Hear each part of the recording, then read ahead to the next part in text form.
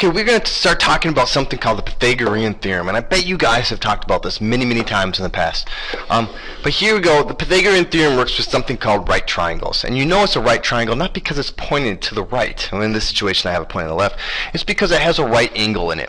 A 90-degree angle makes it a right triangle. Okay, and because it's a right triangle, there's a special formula that was made a long time ago called the Pythagorean theorem. And so here's how it goes.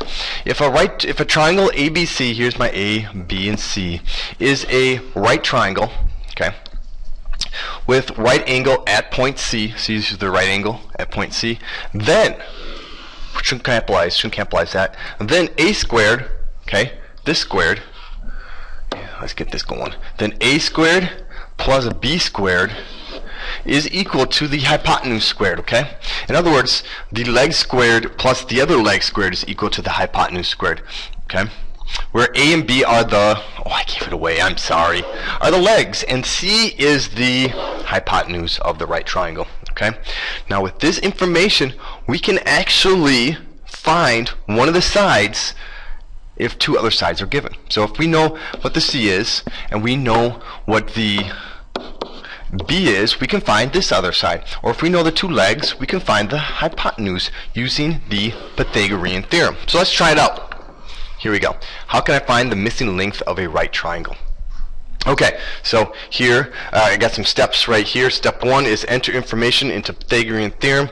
Well, let's just write the Pythagorean theorem out here. I got A squared plus B squared is equal to C squared, okay?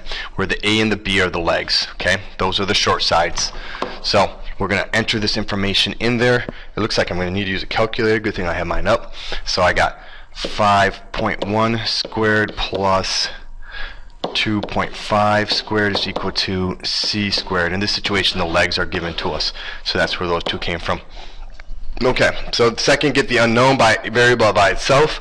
Well, done. Check that one off. So that's step 2. 3, take the square root of both sides and determine the solution. Well, let's figure out what 5.1 squared and 2.5 squared is, and then we got this. So 5, delete 5.1. Second, quit. Gotta get out of this. Quit. Second, quit. Can I do that? Delete.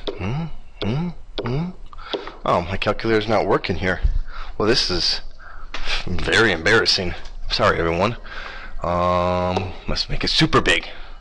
6. Oh, here we go. Okay, clear. So 5.1 squared plus 2.5 squared, enter. Okay, so we got 32.6 is what C equals.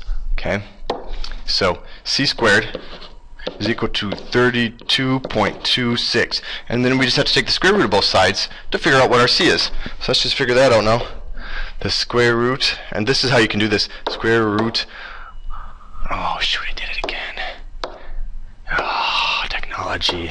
Delete square root of, and then you can put the final last answer in, push second and answer, or you could type in 32.26, both works, and so I got 5.67. So the answer for our length is C is equal to 5.6. Is it 6.7 or is it 7.6? Because I'm dyslexic, I want to make sure. 6.7.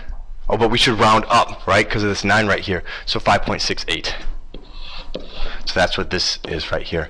5.68. Okay, let's try it one more time.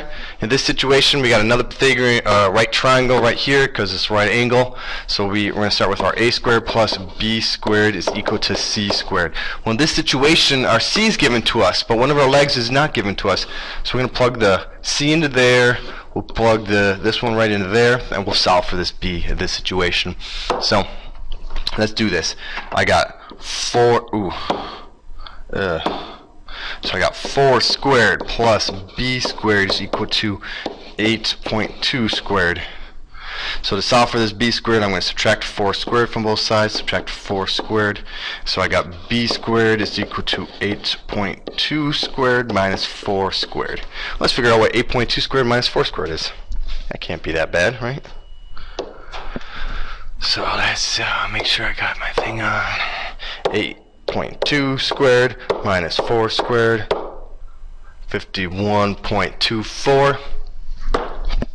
So b squared is equal to 51.24. I'm just going to take the square root of both sides to get b is equal to, let's figure it out. What is b equal to? I'll do it the other way. So I'm going to do the square root of 51.24. And I get 7.15, but the 8, we're going to have to round that one up to be 7.16. So b is equal to 7.16. Now you might be asking, Mr. Benson, well, you take the square root. You told us you put a plus minus here, right? You're supposed to put a plus minus here too. Why isn't there a plus minus 7.16 or a plus minus 5.68? Huh, Benson? Huh? What's your good reason for that? Well, check this out. These are links. And can links be negative? No, they can't. So they got to be positive in this situation because they're links. Therefore, we only have the positive part of this, plus or minus. We do not use the negative parts. That's just inappropriate when you're talking about links in this situation, okay? So that's why they're always positive when you are finding the length of something, okay? Well, that is how you use Pythagorean theorem to solve and find the sides of a right triangle.